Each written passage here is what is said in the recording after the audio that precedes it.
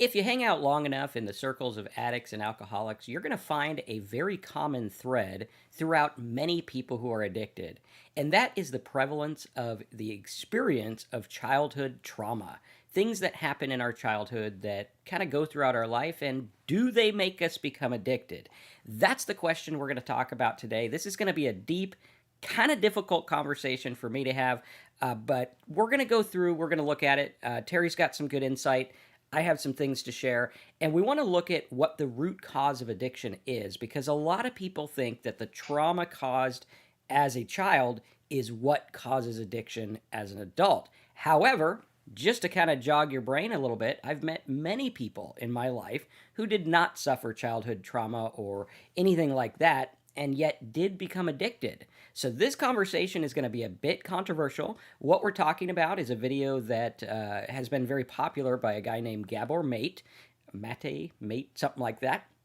And he's got some great stuff on addiction. I would highly recommend watching it. But I would also say watch it with a grain of salt. Watch our stuff with a grain of salt. Watch everything with a grain of salt, because your situation is probably a little bit different than what other people are talking about. So it's your job to figure out what is going to help you get and stay sober. Now, in that video, I believe it was called, what was the name of that video? Do you remember it? It was, It's called, hold on, I just got to click that screen to the front. How childhood trauma leads to addiction. How childhood trauma leads to addiction. So we're going to talk about that. Now, I'm going to preface it a little bit before we get started, Terry, if that's okay. I just kind of want to map things out to show people how that works, because I think it's very important. So let's go over to this here digital whiteboard, if I can find my pen. There we go. And what we're going to do is we're going to look at it, because right here you have, is our pen working? There we go. Right here you have a person who is addicted. Okay, this person is addicted as an adult. Okay, and we're going to look at this and we're going to say, okay, what is it that causes addiction? Because a lot of us believe that if we can find the root cause of addiction, then the problem's going to be solved. Now, this is a very popular way of thinking.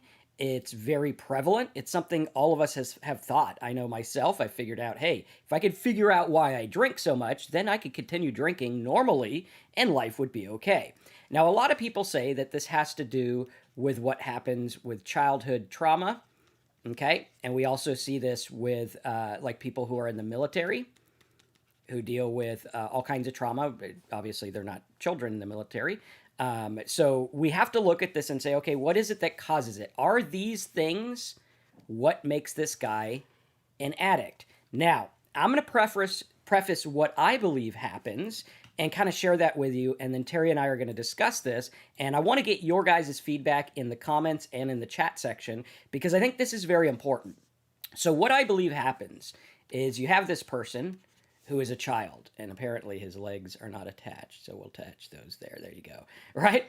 And he is a child, and what happens is trauma happens to him, or bad things, trauma happens to him, or bad things happen to him. Now, what this does, because this guy can become an adult. I have people in my family who dealt with childhood trauma, never dealt with addiction in their life. They can drink normally.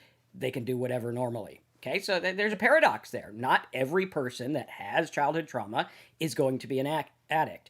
Now, what this does, childhood trauma, what it does cause is maladaptive, forgive my spelling, behavior. Okay, what does this mean? What this means is you are not prepared for what the world is going to throw at you. You have created ways to cope that are not really working as an adult, or usually don't work as an adult. And what we see with this maladaptive behavior is that we go through life and we deal with things in a different way than other people. We get more upset about smaller things. We have a harder time dealing with big things. We have a harder time coping with life. For me, I had a hard time coping with life. And what happens is, we're going to look at also a book called The Body Keeps the Score. What happens also is when you have this guy or gal, and this guy or gal experiences all kinds of trauma, okay? That trauma needs to go somewhere, okay?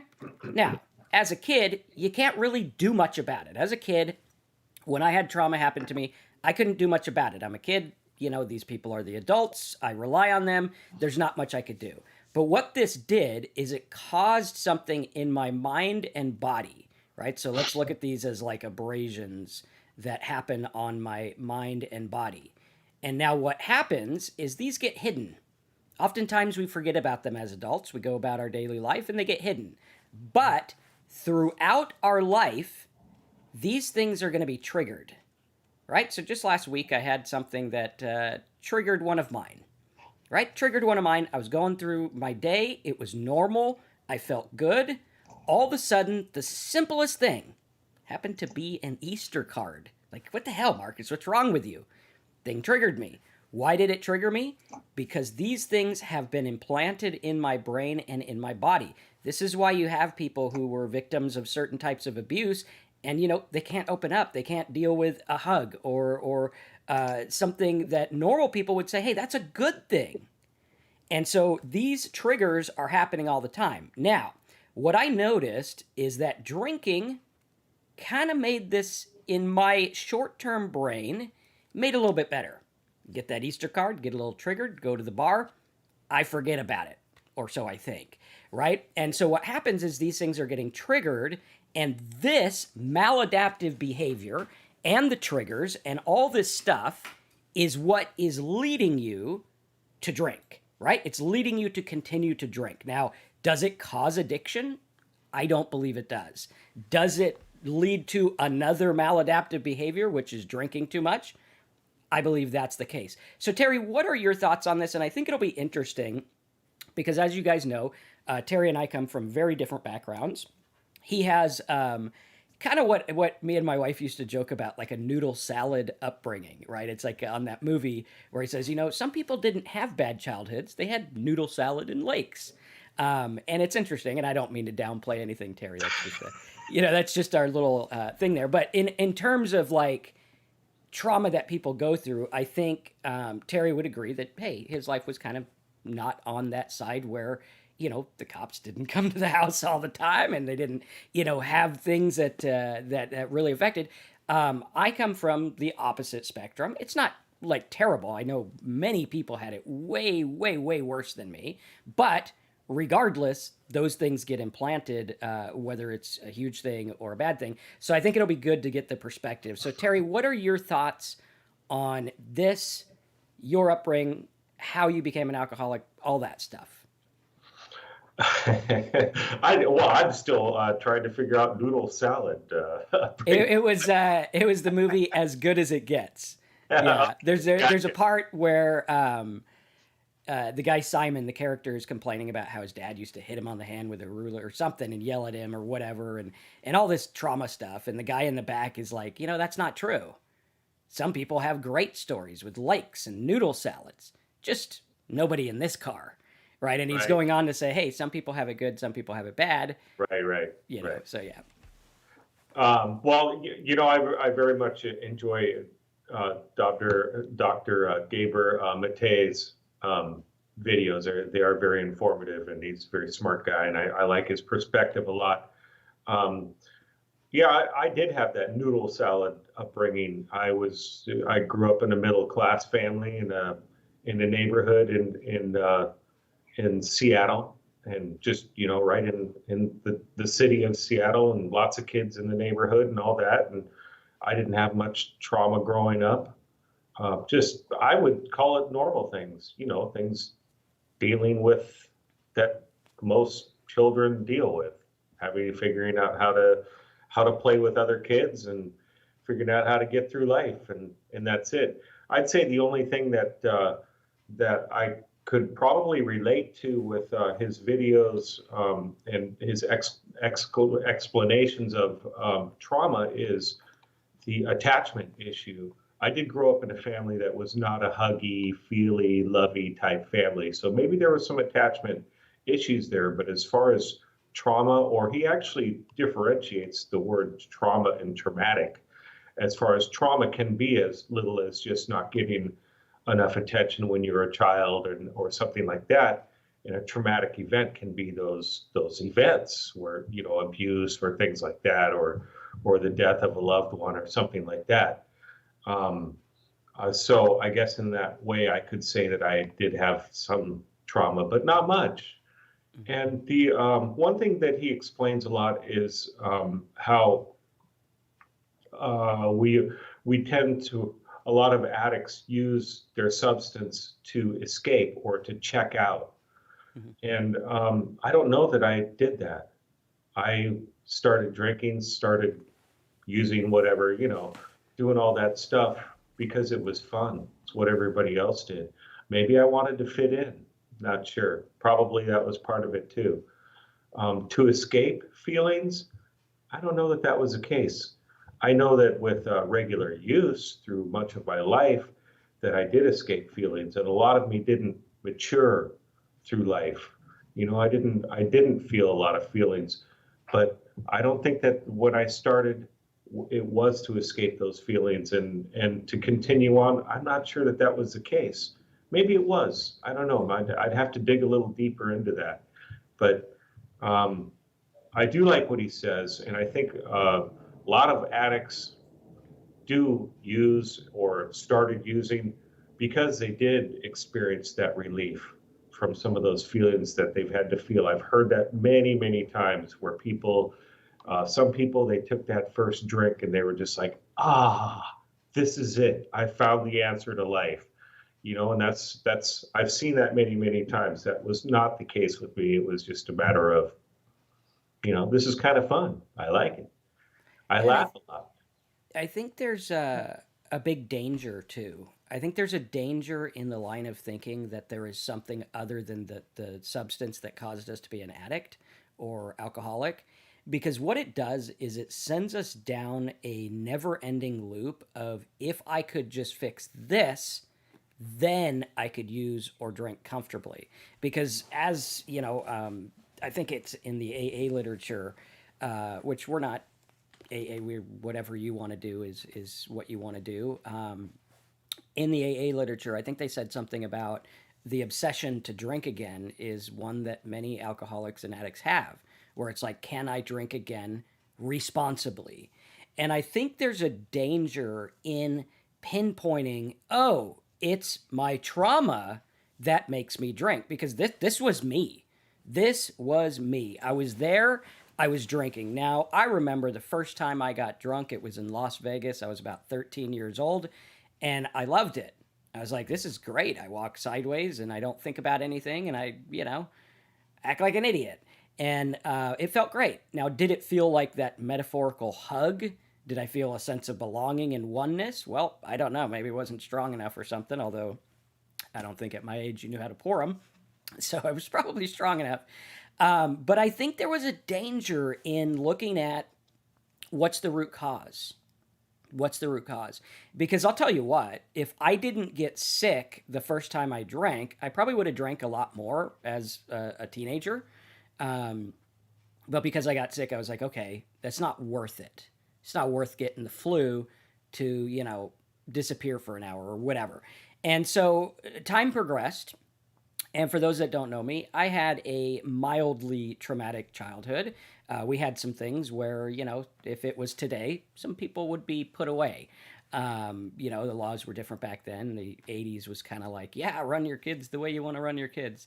There wasn't all that stuff today where it's like, hey, there's a lot of protections for children today. But, it wasn't as bad as some people had. And we have to understand what's going on because I was in the endless cycle of why do I drink? And I think I know why I drink. And really, I had to get to that point where it was like, I drink because I like alcohol and I had enough alcohol, which made me addicted. Right? And there's people who are normal people for 60 years of their life. They get an injury, they go to the doctor, they have opiates, and they're hooked. They went through 60 years fine. Right? So saying, oh, well, you're 60, you went through life for 60 years, but you were bottling stuff up. Let's go read Dr. Freud's stuff and see what it is in your root childhood and the deep down psyche. Well, I think addiction is a little bit more simple than that. I think it's substance related. I think it's substance created. I think the reason you're an addict or an alcoholic is because of the substance. Because if you couldn't get the substance, maybe you'd find some other way to adapt with your maladaptive behaviors, but it wouldn't be a way, hopefully, that is causing the harm that alcohol causes to your life or drugs cause to your life. Because drugs are one of the rare things, and alcohol is one of the rare things where we can continue to do it even though we know we are rapidly ending our life, right? We're rapidly going on the decline. Yes, indeed. Hey, you guys are making some really awesome comments, and we're going to get to those in a few minutes. Those are great. What I wanted to say was about the causes and the why, and so he talks about causes of addiction a lot, and for me, when I first got sober, when I was drinking it, there was the why, and I just kind of came up with because I like it, really. That was it. And then I thought quite a bit. I tried to analyze what caused the addiction. And, it's important to maybe try to figure it out. But really, when it comes down to it, is I'm an addict. And it's knowing why or what caused my addiction. It can be important as far as making sure that I address those issues so that I don't go back, definitely. But really, the causes aren't nearly as important as what is my solution. So, I mentioned that a lot of me didn't mature as far as mentally from all of my decades of drinking and all that. And so, when I got sober, all of a sudden there's all these emotions that I'm dealing with. And I had to learn how to deal with those. So there's one of the things that I had to get a solution for, learning how to deal with emotions like sadness or anger, things like that. Pausing for 15 minutes, or walking away from a difficult situation. Solutions like that. That was an important thing for me to learn, and it's something that I have to keep in mind because when you get sober, a lot of those emotions come back, and a lot of them don't make you feel good, and somehow we have to get through them without our default mechanism, which was drinking. So that's one of the reasons why maybe knowing the causes might help. But the most important thing is staying in the solution, worrying, trying to concentrate on what am I going to do next to stay sober? What am I going to do this minute if I'm having trouble right now? Or what am I going to do over the next week? I'm going to try and live a positive life and try and live that life that I don't have to run away from. And that's what tends to help me the most. And I think oh, go ahead. Go ahead. No, it's all right. I was going to hit a comment, but go ahead. I was going to say one of the things that I think is important that we actually haven't touched on that topic on this channel for a while is the idea of your life philosophy. What is your life philosophy? Because a lot of people who deal with trauma, you build your worldview or your view of life based on what you came through, right? So for me, I viewed the world as a scary place. People want to hurt me. For Terry, it might be, it's not a feely place. You don't go hug everyone. For maybe you guys, it might be something different. And we look at our life philosophy, and I think one of the gifts that sobriety can give us is the fact that now we get to choose. Because up until, you decide, hey, wow, I have a life philosophy, right? It's kind of like a fish wakes up one day and is like, holy crap, I'm in water, right? Up until his entire life, he didn't know he was in water. He was just like, I just move and do this stuff. And, and what happens is now we get to choose. And our old life philosophy is what causes and continues to perpetuate those old maladaptive behaviors, right? This is how I react to this. This is how I live and move in the world. We see that with a lot of people where they look at trauma as, why did this happen to me? And I was like this for years, where it was like, why did this childhood happen to me? And I couldn't explain it. And what I had to realize is it didn't happen to me. It happened, and I was there. Do you guys see how that subtlety changes the way you view the world? Oh my God, this person did this to me. This happened to me, right? It's like people that were abused by, pick your criminal, right? They abuse people, and it's like, why did that guy target me? They didn't. You just happened to be in the path, right? And once we look at this and we separate, this has nothing to do with me. All right, this guy's a bad actor. This person's a bad actor. That is on them. I'm going to do what I'm going to do, and this happens to everyone. That's why I always preface, hey, I had some things happen to me. They were bad, not as bad as some, worse than others. It just is what it is, and we're all going through life, and wherever we're placed and whatever happens is what happens. For us to own it and say, hey, this is me, this is because of me, this is because of whatever happens in me, that person picked me. No, that person's sick. They're going to use whoever it is in their wake. That's just the way it goes. Unfortunately, it affects people. But when we start to realize that this isn't me, like if a person who was in a war, why did my leg get shot off? Well, it didn't. There was 50,000 other people, and they all had it because, war's pretty screwed up. That's how it works. And not to minimize what's going on, but to understand that the world doesn't revolve around me. It's not about me. I can be free to say, this is just stuff that's going on, and I'm just part of it. Unfortunately, the bad comes with the good sometimes. Some people have perfect lives where nothing bad happens, and they live in, fancy houses or whatever it is, and they're untouched. Years, queens and kings live that way.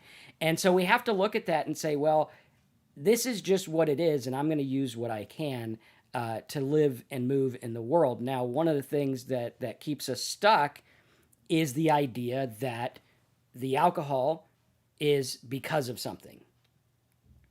The alcohol, at this point, if you continue to drink, even though negative consequences happen in your life, they call it chemical dependency, because you feel like, or however it works medically, I don't know, not a doctor, you feel like you're chemically dependent, meaning I need this chemical to live. If you think you need the chemical to live, you are now dependent on the chemical. That has nothing to do with your upbringing. It has nothing to do with maladaptive behaviors. Now, they might have got you there, right? Would I have drank as much if I didn't have those things in my past? I don't know. Maybe, maybe not. I'm kind of the kind of person where if I have Diet Coke, I have 15. If I have Coke, I have 20. If I have coffee, I have 6 pots. That's just how it works, right?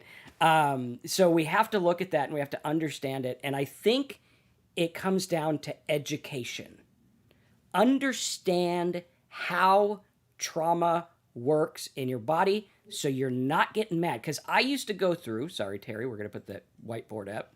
I used to go through with all these things, all these triggers that were put on me through trauma. And I would get one triggered. I'd get that card and I'd be like, oh my God, why do I feel like crap? And I'm angry and maybe I'm crying or whatever. Over what?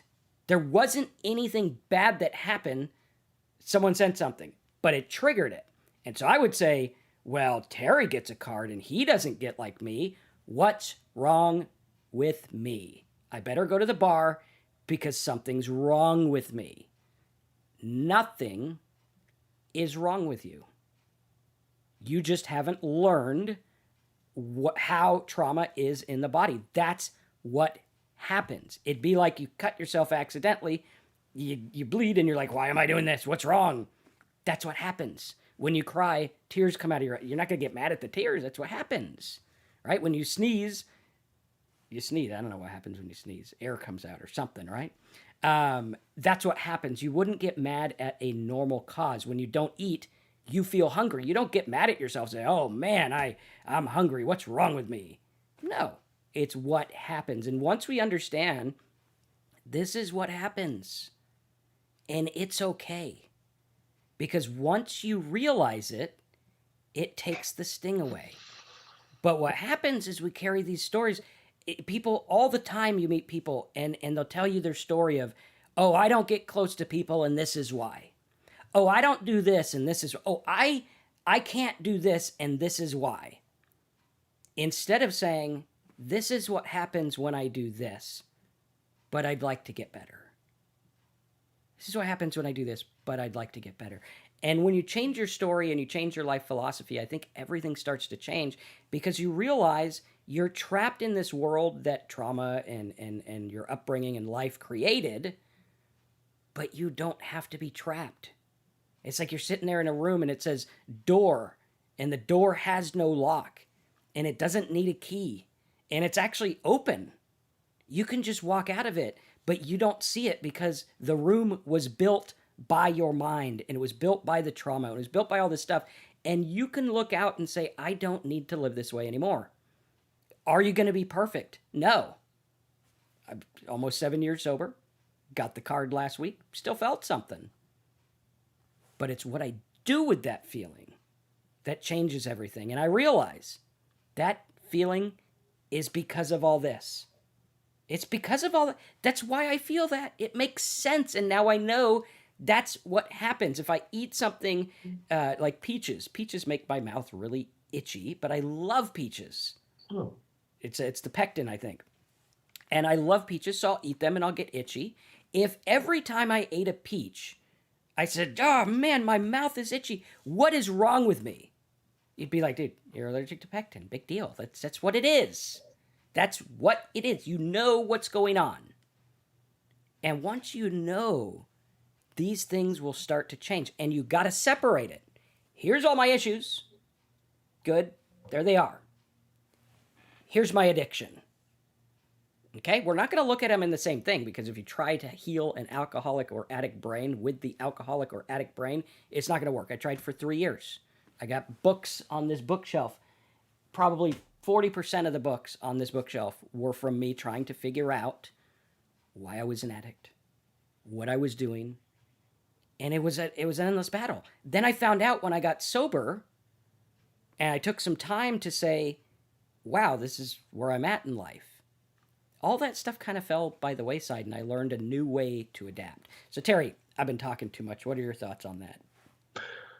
You had so many thoughts. I wanted to actually get to a couple of comments, but that's okay. Let me go back towards the top. Just a couple of quick comments. Thanks for doing this. Dr. Gabor Maté, pronounced Maté, is a leading addiction specialist in Vancouver, Canada, where I'm from. He's amazing. And yeah, I do like his perspective on things. I was diagnosed with PTSD from the abuse. This is CL. I was diagnosed from PTSD from the abuse in my childhood, and it was very much linked to my desire to escape myself with alcohol. It didn't help, but I thought it would. And that's very good that you were able to observe that. And yeah, me too. It's when I did have problems and the times where I did drink to get rid of those problems, it just pushed those issues and those feelings down the road, you know, to be felt the next day. Or if it was an issue that I had to deal with, it usually became worse, or at least it didn't get any better, you know. So that was an important one. Yvonne's comments sort of similar. I grew up in a large French-Canadian military family. My father drank to forget the war, and it took it out on us. I mean, that's horrible. I'm so sorry that happened. I had to realize he was sick to realize what was going on with me. So he was too sick to realize. And yeah, he was. That's very common in the people coping with alcohol to deal with those situations, and then taking it out on the family or others close to them. And yeah, that's one way to look at it, is that they're sick too. And, you know, maybe you had to get out of that situation, or you were able to deal with it. I hope so.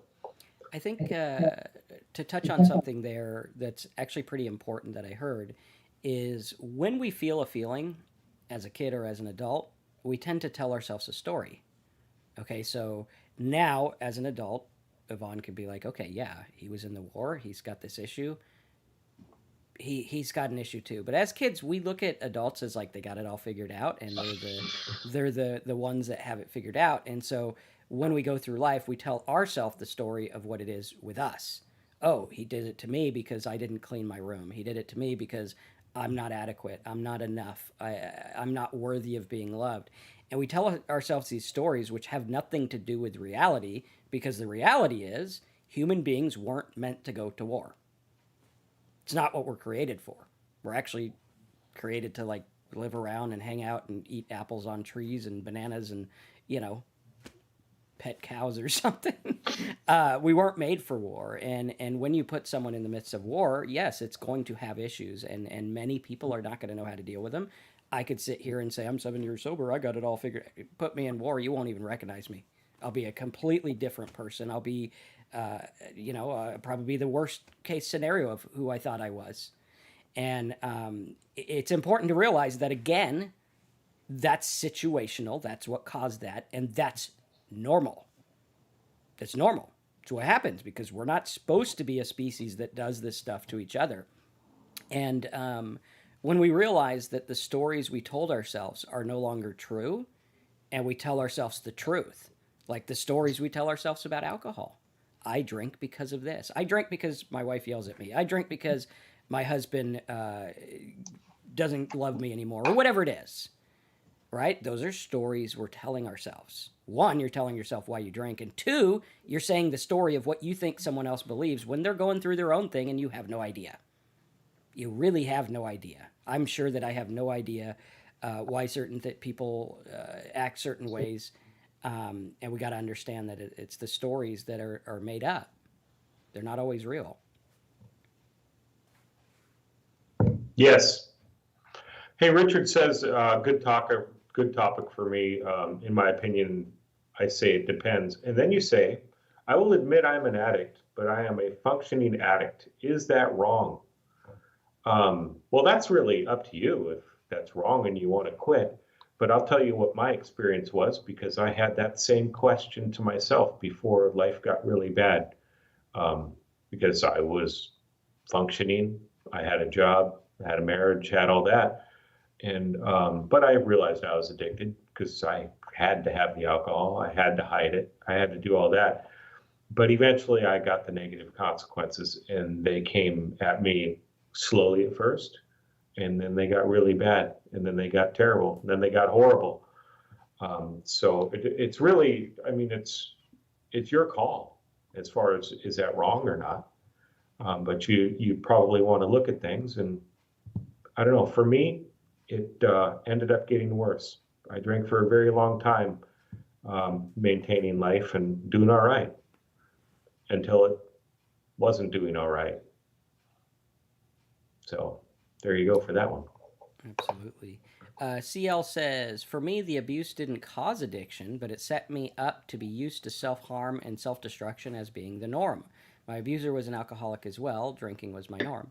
Yeah, and for a lot of people, drinking is a normal way of coping with life because that's pretty much what it is a coping mechanism. Anytime we use something to make us feel different than we feel right now, it's a coping mechanism. Might be, a deep coping mechanism if you're doing it all the time and you have a lot. It might be something light and fluffy if you go and drink on the weekends with your friends or whatever it is. Either way, that's a way to cope. Like some people are coping because they don't know how to have fun without alcohol. For whatever reason, and that's up to them to decide whether that's good or bad. Really, it's neither here nor there. It's where they're at. But when you cross over into addiction, that's where it gets to be okay. Now the addiction takes over, and the dangerous part is when the addiction takes over. And I think that's why it's very difficult to kind of commingle all these things. Like someone says, PTSD from past trauma and addiction are best friends. Actually, they're not. If they were best friends, they'd get along and we'd be fine and we'd be nice, comfortable, happy addicts. But they're not best friends. What they are is one is using the other, right? The trauma is using the addiction as a way to cope because it doesn't know a better way. And the essence of addiction is I have not found a better way to live my life than without this substance. That's the essence of it. So what we're showing you, and what a lot of people should point the addiction community to, is there is a better way, but you can't see it. You're like in that room, and the door's open, and you can walk out that door, but you don't understand what's on the other side of the door because in here it's safe. It's protected me. I've been able to protect myself for all this time, so this is what I'm using now, instead of looking out there and saying, wow, some of this stuff's going to be okay, and learning a new way and understanding, yeah, sometimes I'm going to get triggered by things. Sometimes I'm going to have a bad day. Sometimes I'll want to drink. It's like one of the things we get on this channel all the time is people who are mad at themselves because they have alcohol cravings. There is no reason in the world you should ever be mad at yourself for having an alcohol craving. That is a byproduct of drinking. It's a complete by. If you drink enough, you will have an alcohol craving. It's the way it works. So being mad at yourself about it is just giving yourself another excuse to drink, getting yourself back in the cycle, instead of looking at this and saying, I am the way I am because of whatever else it is. And one of the life philosophies that changed the way I look at things is understanding that if I grew up like Terry, was in Terry's family, did everything Terry did, I would have no choice but to be Terry. If Terry went through my life, went through everything I went through, he would have no choice but to think and act like me. That's the way it works. His upbringing, his life has brought him to where he is. Mine did that. Yours did that. And once we understand, it's all programming. Then the power falls away and we're like, okay, now I can live how I want. Really? I'd be like you. You would, yeah. You'd shrink about a foot, and you'd think you were funny, you know. Yes. Jeanette brings up a real point. I'm kind of skipping ahead in the comments. When I look back at my life, the only real trauma in my life was alcohol-induced, and I see that very common with many of the people I come in contact with. Myself, kind of too. Yeah. The really bad things were directly caused by alcohol, and what's really funny is I didn't think that when it was happening, and that's one thing that we can make us blind to, is that it is in many cases the root of a lot of our problems, and getting rid of that. In the video that we're talking about, at the end of it, it talks about the solution and what to do. And it talks about, first taking care of the physical aspect and then taking care of the mental aspect of our lives, not the addiction, our lives. And so the physical aspect, well, the very, very first thing would be to stop drinking. So, maybe going to a doctor, getting through the detox safely, because that's very important. You do need to see a doctor if you're detoxing off alcohol, because it can kill you. The detox can.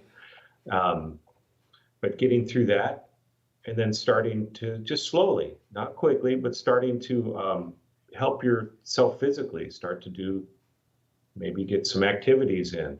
And then the mental aspect of it, starting to look at life from a different perspective. There's a lot of things our program talks about as a mental aspect, and changing your perspective on life. And that's what I try to do daily. I try to keep that perspective in a healthier place. And that's what helps me move forward. I also take care of the physical as well. And having those two basic things allow me to continue on with my sobriety. And there's many other aspects, but that's one of the important things in recovery is, taking the steps to move things in the right direction. So, all right, let's see who else we got here. Jeanette, my dad was military and serious about discipline physically and mentally. It didn't make me drink. I did. I can't blame anything or one thing for it. I am responsible for my actions and sobriety completely. Absolutely, and I do agree with that. And I also agree that at some point the alcohol does take over. There's this paradox where we do have the ability of choice, but then the alcohol is also doing the choosing of how to drink more, because, when you're drunk, you don't really choose. You're just doing what you do. So I think it's interesting to look at. And, I think looking at blame or trying to figure out things, I think for me, that was a vicious cycle of not getting better. Until I understood alcohol is the problem.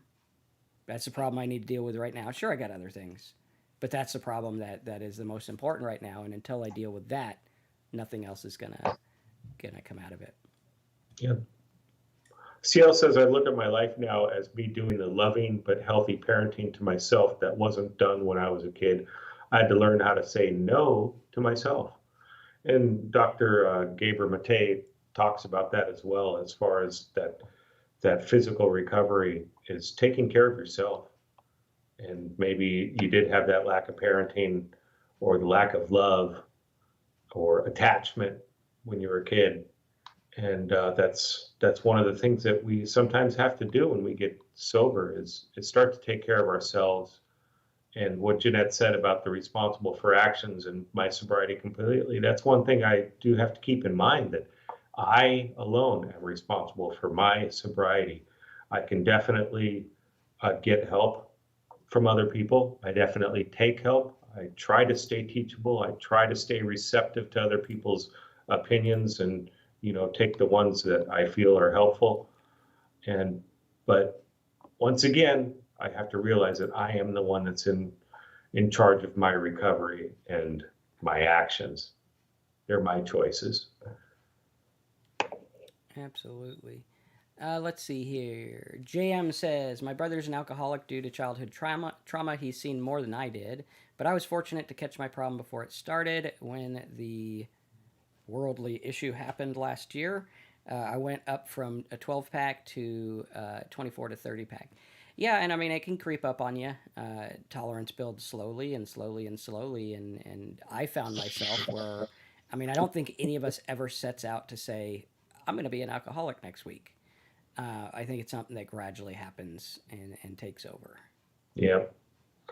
Hey, Mona Lisa and Ano, good to see you both here again. Mona Lisa says, I've been here for 2 years, and after my relapse of sobriety, 23 years sober, and I'm blessed to have Marcus and Terry to help with the tools and openness that relapse happens. Don't beat yourself up. And that's a good point. Don't beat yourself up if you're having trouble getting sober. You can do it. It's tough. It's tough, and it really beats up on you and makes you feel down on yourself. It's hard stuff, but you can do it. Get that help out there. Ano says, my therapist diagnosed childhood trauma, but I am 40 years old now. I think it doesn't explain my alcoholism, maybe just a bit, but not much, I guess. Okay, yeah, that's kind of what we've been talking about, is that it can it can be a factor, absolutely. And it is a factor with many people in their addictions. For me, not so much, maybe a little bit, I don't know. I guess I'd have to go to a therapist and dig deep to find out. But I think what both of you coming here a lot, you guys, you're both in the solution and you're trying to work your way through it, and that's great. And I think a lot of it too is, I want to say self forgiveness, but I think the better word is self understanding. Understanding that, you are where you're at because of what you've gone through and where you've been brought to.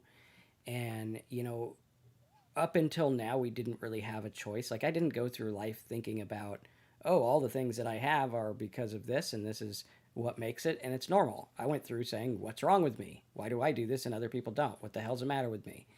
And I think self understanding is important in understanding that, hey, certain things happen and they do certain things to certain people. And whether that leads to alcoholism, causes alcoholism, or whatever, that doesn't really matter, because now you get to choose your new way of looking at it. Right now you get to choose, okay, that may have led to it, may have caused it, whatever. But the fact of the matter is now I'm an addict or an alcoholic. I need to deal with that. And I think what you'll find is, dealing with that, you're going to show yourself that all the other stuff wasn't really what you thought it was. Right? I didn't really think it through. I didn't really understand that, hey, everything I went through was what led me here. I never sat and thought about it. It was more about the problem. And so many people spend all the time on the problem instead of the solution, instead of understanding it. But I think an ounce of understanding is going to go a long way in your life, of understanding, hey, this is what it is. It's the way my thoughts were wired. And we talk about it here on the channel all the time, where it's content of mind versus working of mind. right? Like there's people out there. One of the movies that really stuck in my brain. It's a little simple, stupid part of a movie, but it really stuck in my brain. It was the movie The Green Mile, which is depressing as hell. So don't watch it unless you feel like going down that rabbit hole. And the big guy like heals people, and he goes to his wife, and it's back in the 20s where back then they had this idea of women that didn't say bad words and things like that, and they're in the church and stuff, so it even adds to it. And his wife is just angry all the time, yelling all the time, and cussing all the time. And they're like, "What's wrong with her? What's wrong with her? What's wrong with her?" And they find out she has a brain tumor or something like that. And it's funny because in life, what we do is we focus on the behavior rather than why the behavior's there. We're focusing on, oh, she cusses and she's mean and she's up there yelling. Well, yeah, she's got a brain tumor. And once you understand that, then if it's in your own life, you can help yourself through it. And if it's in someone else's life, you can understand that. It's not to say excuse other people's behavior, and it's not to say that your behavior is right or okay, because again, one of the things I heard years ago was that hurt people hurt people. Someone who's been hurt tends to hurt other people. Does that make it okay? Like if I got hurt and I go, hurt someone else, is that okay? Hell no. But does it provide insight into what's going on? Yes, I think it does. And once you get that insight and you understand, it's almost like the power is taken away automatically, which is interesting. Yes. JM was saying a lot of my drinking was due to my poor childhood. 290 days sober, though, so congrats on that. And you're also saying, is anyone else having sleep problems? Well, 290 days sober, it probably has nothing to do with your alcohol. Maybe it has to do with that mind that won't shut down. I am able to turn my light switch off and go to sleep. I'm very fortunate that way, and maybe that's because I don't continue to think about life. My wife sometimes has trouble falling asleep, and that's because she's thinking and thinking and thinking about what happened the next day and all that. I wish I could give you better advice of that, but that's just what my experience is, and I'm able to shut my mind off and just sleep. I would say also listen to a book on tape, something boring, not something like super detailed, and don't fight not Right. being able to sleep. We Exactly. fight it, and it's like, okay, now you're staying awake because you got something to do, which is fighting this. I got to go sleep. I got this stuff to do in the morning. Just lay there. Even if you're resting, you'll be okay, and chances are you'll probably fall asleep anyway. And also watch what you do. Like I remember a couple of years ago, I was like, why am I staying up all night? What the hell's the matter? It's because you have a pot of coffee before bed, Mark. You know, gotta Yeah. make sense. So yeah, you got to kind of pay attention to that too. Heather says, I watch you guys all the time. I'm so tired of destroying my health. I'm athletic like Terry. I just need to take the leap and stay with it. Thank you. So yeah, I think you want to take that one, Terry. My brain just like went out the door. It's out there walking somewhere.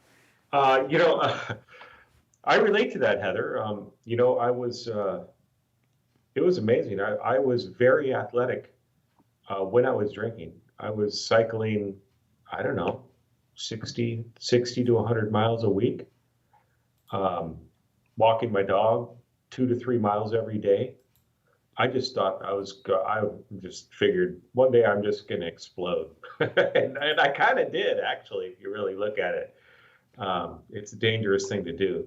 My blood pressure was high. I was pre-diabetic.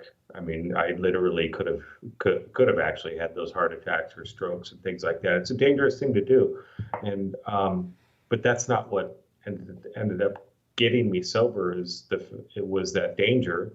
It was just the fact that I just couldn't do it anymore. My consequences were just becoming too bad, and it almost killed me. And that wasn't from the doing the excessive athletics and all that.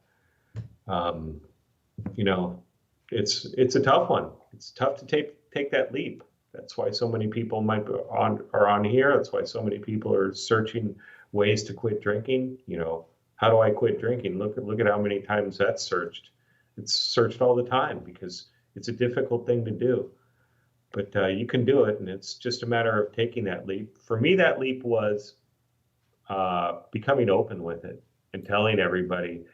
That's the scariest leap that I've ever taken in my life, because that meant I had to do it. At least it meant that to me, that once I tell everybody and everybody's going to hold me accountable, I can't not stop drinking. I have to stop.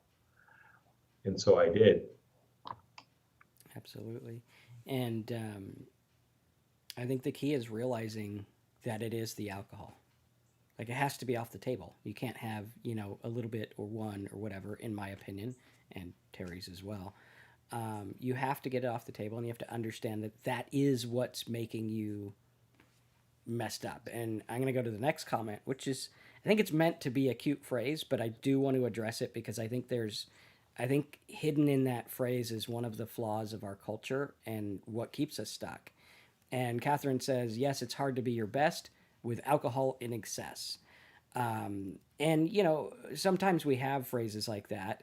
And I think there is a hidden danger in a phrase like that, because what we're looking for is alcohol to, like, quitting alcohol to do something for our life, right? We're looking for, like, okay, I'm going to make more money if I don't drink as much. I'm going to, you know, get that relationship if I don't drink as much. And I think the trap is utilizing alcohol to get some other gain, right? I'm going to do this for this. No, no, no. I'm going to quit alcohol because I'm an alcoholic. That's why I'm going to quit alcohol. Whether I am my best, whether I'm this, whether I'm that, does not matter. And I found that I was sucked into the culture of being your best. I mean, I'm in the big personal development circles and make money circles and all kinds of stuff like that. And there's this untold thing of, be your best, work your ass off, do the best you can, and be the best. It's just this motivation stuff. And I find that that's a trap, because the more you're focused on motivating yourself to get what you want, the more you realize it's an illusion, right? Some days I had to learn, one of the most important things I learned in rehab was when someone said, some days you just feel like shit, and some days it's a win just to not drink. Some days, like yesterday, I felt like crap most of yesterday. Canceled a couple of my calls, just did not feel good. And from a productivity standpoint, it sucked. But from a not drinking standpoint, I didn't drink.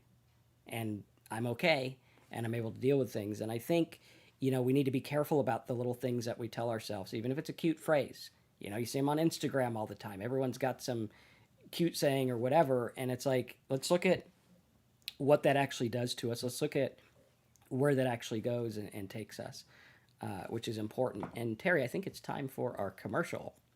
Sounds good. All right. If you guys are looking to get and stay sober, remember, Terry and I are not doctors or trained addiction specialists. We're just sharing our experience staying sober for about 7 years, each of us, and helping you with it. Now, I think that one of the things that draws people to this channel is the way that we have the difference of opinion and the things that we went through, and the deep dives we've done on understanding what is the root of addiction, how does it work, how do we get out of it, and how do we create this new life we're talking about, right? Like, a lot of you guys hear it and it's like, okay, well, you get to choose your life now. What are we going to do next? Like, what do I choose? How do I deal with that? Well, that's what the program's about over at talksober.com. You can go to talksober.com, click the big yellow button. This helps provide this channel with what it needs to keep alive and keep going. You can go to talksober.com, fill this form out. It's secure. It's $27 a month. You can cancel whenever you want. And that's going to give you access to 30 letters that I wrote based on my new mindset and my old mindset, and things that have gotten me sober and helped me stay sober for 7 years. And Terry's created videos on those letters, and you can kind of go through it like a 30-day sobriety plan and keep going through it. We're actually adding new stuff to it all the time. We're making a forum where we can all interact with each other, and we're also going to have some live shows in there where we can have other people on the show as well, because there's certain things we can't do here on YouTube that we can do in a more private setting. And some of you guys might not want to share your personal stuff on the YouTube for everyone, and I get that. And so that's really what that's about. And if you do want to support the channel, go to talksober.com, click that yellow button. You can sign up there. You'll get instant access. And if you ever need anything, just let us know. Also, over at talksober.com, there are some free resources. We got a Facebook group, letters. You get some of the letters here, some stuff that'll help you get and stay sober. And always smash the like button and subscribe if you enjoyed this talk. Smash that like. Coffee Man says one thing is sure, there is no cure for having a bad day. I don't know about that, Coffee Man. I think we can start our day over again anytime. A lot of times I may have to just take a step away and do something else for a little while. And then I can start my day over again. Well, and what defines a bad day? Yeah. Bad day to you might be a great day to someone else. Right. So you just got to look at it. And I think that the key is just rolling. Just roll with it. Go with it. Don't drink. Some days will be not what you expect. Some days will be different. And maybe your bad day is going to help you have a really great day. That's right. As Alan Watts always says, you wouldn't know love if you didn't know hate. You wouldn't know happiness if you didn't know sadness. You wouldn't know a sunny day if you didn't know a dark day. It's because of those things. And it's interesting because he equates it to where he was talking about, there's these people who live on the hill. And you'll know this, Terry. It's over in Sausalito. The people who live on the hill in their fancy houses. And then you got, the guys who live down on the water. And they got their torn jeans and they're the hippies and whatever. And he's like, the people up on the hill, they feel good about themselves because of those hippies down there on the water. If they didn't exist, those people wouldn't feel good about themselves because they wouldn't have anything to feel good about. But because they make this identity of, well, we live on the hill, glorified hillbillies, I think, But at any rate, you look at it and it's like, that is the reason. That's the reason. And I think that's why alcoholics and addicts that get sober are some of the most grateful people you'll ever meet. Because they realize I was living a shell of a life. I was living miserably. And now, even on a crappy day, I wake up and I'm sober and I can feel the grass and I can choose my emotions and I can feel what I feel and I could live life vibrantly. Good, bad, boring, exciting. We can live the way we want. And that's the gift sobriety gives you if you're willing to take it. Now, there's a paradox because alcohol tells you that that's scary. It's scary to actually live life. Well, I'll tell you what's more scary is alcohol. You just don't know it because alcohol tells you it's not. And so we got to look at it and say, hey, I can choose my thoughts. I can choose my life philosophy. I can choose what I want. Because up until now, I've been brainwashed by the world. I've been programmed by society. I've been dealing with all this stuff. And I didn't even realize it. And that's why I get so angry at the people on social media that are like, are you awoke? It's like, what do you mean awoke? Because you voted for a politician? You think that's what awakening's about? I don't think so. I'm not even awake. I'm probably still asleep. I don't know. But I realize I can be flawed. And I accept myself, warts and all, and I go through and I say, this is how I'm going to live. This is what I'm going to choose. And will I wake up in 10 years and say, well, 10 years ago you were brainwashed by something? Probably. But I'm going to keep going. Because this journey is something that now is worth fighting for. Before I didn't think it was worth fighting. I mean, you looked at my life, you'd say, man, you got a lot to fight for. And I said, I'd rather drink. And I was under the spell of alcoholism. And now I realize, dude, I got a lot to fight for. I love being alive every day. I love waking up every day. I like hanging out with you guys, And you look at that and you just start to change the way you think about things. Yes. Coffee Man said, let's say no substance can cure a bad day. Yeah. Mm-hmm. For me, that would definitely be true. No substance can cure my bad day. Mm-hmm. It's got to be a lot of what Marcus was talking about, living in gratitude. Mm-hmm. And I guarantee if I drank today, it'd be a bad day.